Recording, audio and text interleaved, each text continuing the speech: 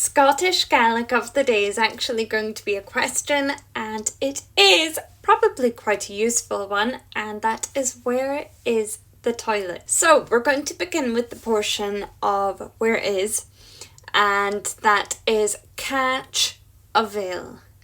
So if you think of the word catch, like if you were to catch a ball and you just elongate that a portion, catch avail.